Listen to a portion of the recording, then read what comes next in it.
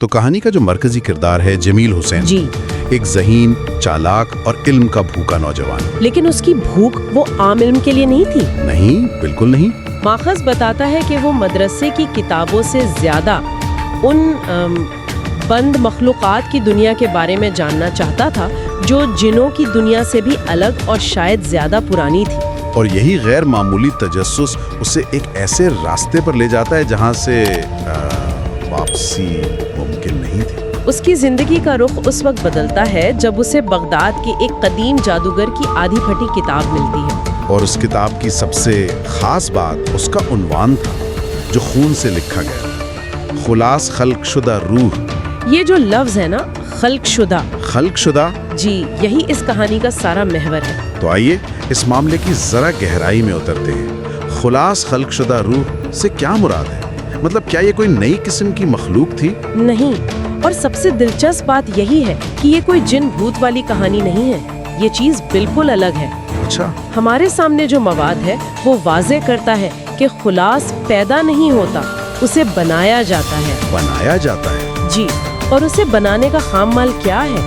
انسان کا ٹوٹا ہوا دل، شدید درد، بے پناہ غصہ، کسی کی بد دعا اور انتقام کے جذبات.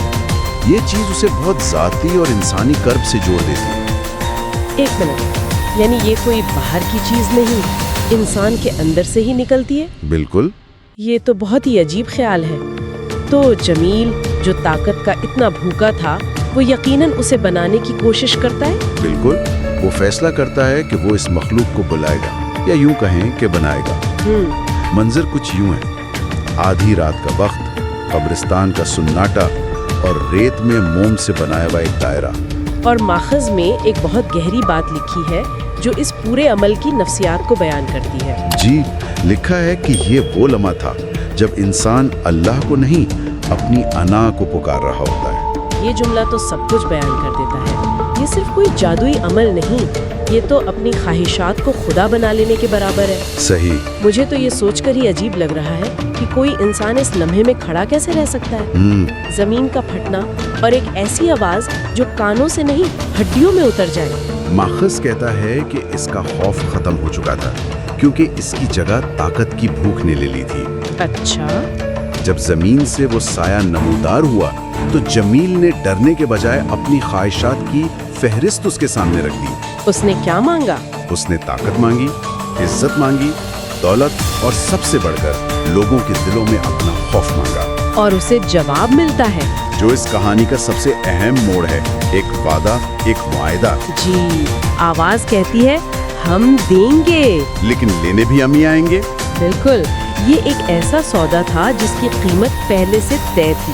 ہاں، یہ کوئی عام معاہدہ نہیں تھا جس میں شرائط بعد میں طے ہوں. یہاں قیمت واضح تھی، بس وصولی کا وقت نامعلوم تھا. جی، اور یہی چیز اس مخلوق کو بہت زیادہ طاقت دیتی ہے کیونکہ جس سے آپ نے قرض لیا ہو وہ ہمیشہ آپ سے زیادہ طاقتور رہتا ہے. ایک منٹ، یہ بات تھوڑی عجیب ہے.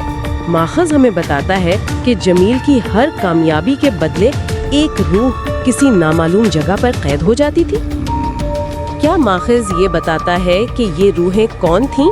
کیا یہ ان لوگوں کی تھی جن کی وہ مدد کر رہا تھا؟ یہ ایک بہترین سوال ہے. کیونکہ اگر ایسا ہے تو یہ مدد نہیں، یہ تو ایک سودا تھا جو بہت مہنگا پڑ رہا تھا. اور یہی اس کہانی کا سب سے پراسرار پہلو ہے. ماخذ اس بارے میں خاموش ہے، جو اس معاملے کو اور بھی خوفناک بنا دیتا ہے. مطلب کوئی نہیں جانتا؟ کوئی نہیں جانتا.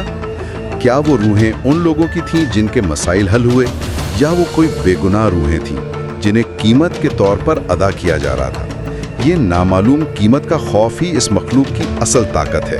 تو جمیل نے طاقت تو حاصل کر لی، لیکن وہ ہمیشہ اس انجانے خوف میں مبتلا رہا کہ قیمت کب اور کس شکل میں وصول کی جائے گی. بالکل. اس رات کے بعد جمیل حسین کی زندگی مکمل طور پر بدل جاتی ہے. وہ کالا بابا بن جاتا ہے. جی. لوگ اس کے قدموں میں گرتے ہیں، ان کے بگڑے کام بنتے ہیں اور انہیں وہ کامیابیاں ملتی ہیں جن کا انہوں نے کبھی تصور بھی نہیں کیا تھا. لیکن کیا وہ خوش تھا؟ یہ ایک بہت اہم نکتہ ہے. ہاں. کیا ماخذ اس کے عروج کے دور کو کیسے بیان کرتا ہے؟ ماخذ بتاتا ہے کہ اسے طاقت تو ملی لیکن سکون نہیں. اچھا. اس کے چہرے پر ایک انجانا خوف ہمیشہ رہتا تھا کیونکہ وہ جانتا تھا کہ ہر کامیابی کی قیمت ایک روح ادا کر رہی ہے۔ وہ لوگوں کا خدا بن گیا تھا لیکن خود ایک قیدی۔ بالکل، وہ اس مخلوق کا مالک نہیں بلکہ پہلا غلام تھا۔ اور وقت گزرنے کے ساتھ ساتھ وہ کتاب جو اس علم کا ذریعہ تھی وہ جمیل کے ہاتھ سے نکل جاتی ہے، اور وہ مخلوق جسے وہ اپنا خادم سمجھتا تھا وہ آہستہ آہستہ ایک مالک کی طرح طاقتور ہونے لگتی ہے۔ یعنی کنٹرول اس کے ہاتھ سے نکل رہا تھا۔ بالکل، یہ کنٹرول کھونے کا عمل بہت سست لیکن یقینی تھا۔ اور اس کا پہلا بھیانک ثبوت ہمیں کئی سال بعد 2009 میں نظر آتا ہے۔ جی، جب شاہد نامی ایک عام سا آدمی بابا کے در پر پہنچتا ہے۔ شاہد یہ کہانی کا پہلا شکار ہے۔ اس کی کہانی کیا ہے؟ شاہد غربت کا مارا ہوا ایک عام آدمی تھا جو اپنی مشکلات کا حل ڈھونڈنے بابا کے پاس آتا ہے۔ بابا جو اب خود بھی اس مخلوق سے ڈرنے لگا تھا اسے ایک کالا ہتھوڑا دیتا ہے اور ایک عجیب حکم دیتا ہے۔ کیا حکم؟ اسے کہا جاتا ہے کہ ہر رات قبرستان میں برگد کے پرانے درخت کی جڑوں پر 3 ضربے لگائے اور پلٹ کر نہ دیکھے۔ جی، اور پلٹ کر نہ دیکھے۔ یہ حکم اپنے آپ میں بہت پراسرار ہے۔ 3 ضربے ہی کیوں اور پلٹ کر نہ دیکھنے کی شرط کیوں؟ یہ کسی قسم کا امتحان تھا یا کوئی رسم؟ یہ ایک رسم تھی، لیکن شاید جمیل خود بھی اس کے پورے مطلب سے واقف نہیں تھا۔ وہ صرف کتاب کے ادھورے علم پر عمل کر رہا تھا، اور شاید وہ مجبور تھا۔ اس کے پاس سوال کرنے کی گنجائش نہیں تھی۔ وہ پہلی رات، دوسری رات، تیسری رات حکم پر عمل کرتا ہے، لیکن چوتھی رات اس سے رہا نہیں جاتا۔ اس کا تجسس اس کے خوف پر غالب آ جاتا ہے۔ جی، اور وہ پلٹ کر دیکھ لیتا ہے۔ اور یہی اس کی آخری غلطی تھی۔ ہاں، اگلی صبح اس کی لاش قبرستان کے پاس ملتی ہے۔ خدایا! ماخذ میں اس کی موت کا منظر بہت بھیانک انداز میں بیان کیا گیا ہے۔ اس کا جسم ایسے لگتا ہے جیسے کسی نے ناخنوں سے نوچ ڈالا ہو۔ لیکن سب سے عجیب بات اس کی مضبوطی سے بند مٹھی تھی جس میں سے وہ کالا ہتھوڑا کوئی نہیں نکال پا رہا تھا۔ یہ تو سیدھا اعلان تھا کہ اب طاقت کس کے پاس ہے۔ بالکل، وہ ہتھوڑا جو جمیل نے شاہد کو دیا تھا اب اس مخلوق کی ملکیت بن چکا تھا۔ جی، یہ وہ لمحہ تھا جب جمیل کو یعنی کالے بابا کو احساس ہوا کہ کھیل اس کے ہاتھ سے مکمل طور پر نکل چکا ہے۔ شاہد کی موت صرف ایک موت نہیں تھی، یہ طاقت کی منتقلی کا اعلان تھا۔ بالکل، یہ اس بات کا ثبوت تھا کہ خادم اب مالک بن چکا ہے۔ اور اس واقعے کے بعد بابا غائب ہو جاتا ہے۔ جی، جو اس کے خوف اور ناکامی کا کھلا ثبوت ہے۔ وہ سمجھ گیا تھا کہ اس نے جس چیز کو جنم دیا ہے وہ اب اسے خود بھی قابو نہیں کر سکتا۔ وہ بھاگ گیا لیکن مسئلہ وہیں کا وہیں چھوڑ گیا۔ کئی سال گزر جاتے ہیں، کالا بابا ایک پھولی بسری کہانی بن جاتا ہے، لیکن ظاہر ہے کہانی یہاں ختم نہیں ہوتی۔ یہ ایک نئے کردار حماد کی طرف مڑتی ہے۔ حماد اپنی ماں کی سنگین بیماری کی وجہ سے مجبور ہے، اور جیسا کہ ماخذ کہتا ہے، مجبوری انسان کو سوچنے نہیں دیتی۔ بالکل، اور یہی مجبوری اسے اسی برگد کے درخت کے پاس لے آتی ہے جہاں اسے وہی ہتھوڑا ملتا ہے۔ لیکن اس بار ساتھ میں ایک نوٹ بھی تھا۔ جی، جس پر لکھا تھا تم 3 نہیں 7 ضربے لگاؤ گے۔ 3 سے 7، یہ ایک بہت بڑی تبدیلی ہے۔ اس کا کیا مطلب ہو سکتا ہے؟ کیا یہ مخلوق مزید طاقتور ہو گئی تھی؟ دیکھیں، نمبروں کی اپنی ایک علامتی اہمیت ہوتی ہے۔ 3 کا عدد اکثر ایک نامکمل یا ابتدائی مرحلے کی علامت سمجھا جاتا ہے، جیسے کسی دروازے پہ دستک دینا۔ صحیح۔ لیکن 7 کا عدد کئی ثقافتوں میں تکمیل، روحانیت اور ایک مکمل دور کی علامت ہے۔ اچھا، یہ اس بات کا اشارہ تھا کہ اب یہ تعلق زیادہ گہرا، زیادہ مکمل اور زیادہ خطرناک ہونے والا ہے۔ تو یہ صرف تعداد کا فرق نہیں، یہ پوری نوعیت کا فرق ہے۔ بالکل، گویا شاہد نے صرف دستک دی تھی اور حماد پورا دروازہ کھولنے جا رہا تھا۔ یہ تو بہت گہری بات ہے۔ آپ نے بالکل صحیح سمجھا۔ شاہد نے دروازہ کھٹکھٹایا تھا، حماد اسے کھولنے جا رہا تھا، اور حماد اپنی مجبوری میں وہی کرتا ہے۔ جی، وہ 7 ضربے لگاتا ہے۔ 7ویں ضرب پہ زمین پھٹتی ہے اور وہی سایہ، وہی خلاص باہر آتا ہے۔ لیکن اس بار اس کا انداز مختلف ہے۔ بہت مختلف۔ وہ زور سے یا غصے سے نہیں آتا، بلکہ خاموشی سے چلتا ہوا حماد کے سامنے آ کھڑا ہوتا ہے۔ اور اس بار مخلوق کو بلایا نہیں گیا، وہ خود آئی ہے۔ یہی تو سب سے خوفناک تبدیلی ہے۔ وہ حماد سے کہتی ہے، جمیل نے ہمیں بلایا مگر اب ہم خود آتے ہیں۔ تم نیا راستہ ہو، تمہارے ہاتھ سے نئے دروازے کھلیں گے۔ یہ جملہ بہت اہم ہے. یہ ظاہر کرتا ہے کہ مخلوق اب خود مختار ہو چکی ہے. اسے کسی جادوگر کی ضرورت نہیں. اسے صرف ایک وسیلہ، ایک انسانی جسم کی ضرورت ہے. اس کا مطلب ہے کہ اب اسے کسی جادو یا کتاب کی ضرورت نہیں. وہ اب اپنی مرضی سے کام کر سکتی ہے. ہاں، اور پھر وہ ہوتا ہے جو کہانی کا سب سے خوفناک موڑ ہے. کیا؟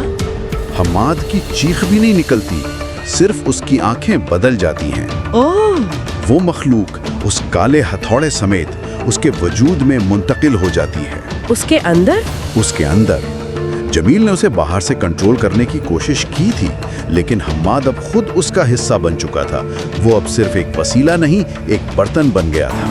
اور یوں یہ سلسلہ دوبارہ شروع ہو جاتا ہے، لیکن ایک نئے اور زیادہ خطرناک انداز میں. جی. حماد اب عامل حماد ہے.